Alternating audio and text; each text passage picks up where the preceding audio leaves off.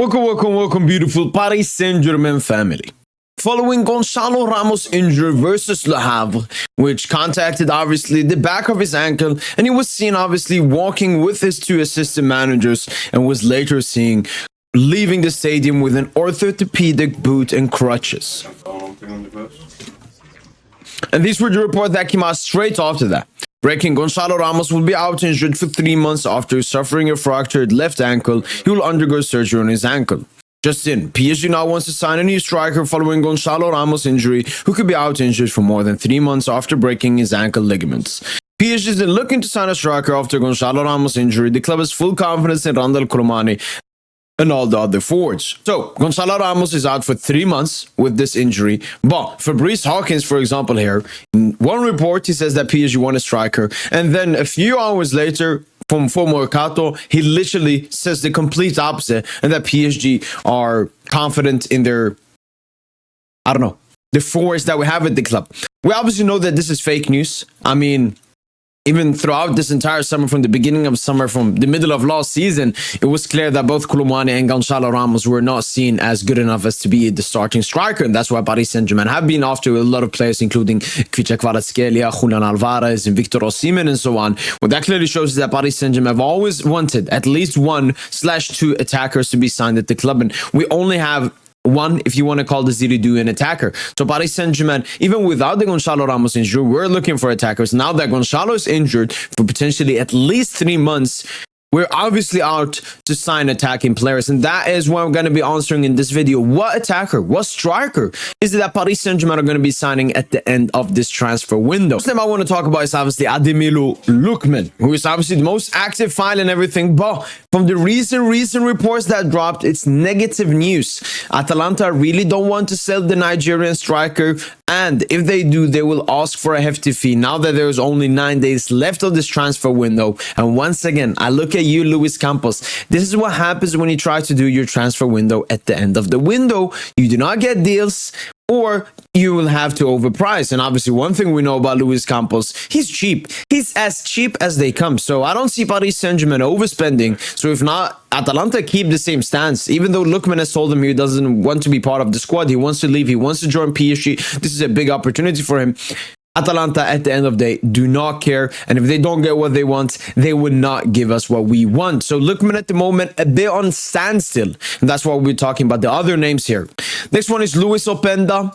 He's obviously a name Paris Saint-Germain have on their list, amongst other players such as Wissam Ben Yedder, who's obviously now a free agent after leaving Monaco this season. We have Jonathan David from Lille, who Paris Saint-Germain have acquired about, but Lille do not want to sell this late in the window. We also have Santi Jimenez of Feyenoord, but once again, they're not either looking to sell, and PSG aren't really that interested in him. There's obviously Benjamin Sesko, another RB Leipzig striker. We have a great relationship with Leipzig, but again, I don't think PSG will make that happen. And Dusan Vlahovic is also a name on that list. With Paulo Dybala, would love to join Paris Saint-Germain, but it doesn't look like Lucho or anyone at the Paris Saint-Germain board is interested in bringing the Argentinian. Then there are some dream signings. If PSG, collected all of the cash they have, sold out the deadwood, and put it on one player, these are the players it could be happening for, and that Paris Saint-Germain would love to bring to Paris Saint-Germain. The first name being obviously Darwin Núñez, can play off the left, but can also play centrally. Very, very, very technical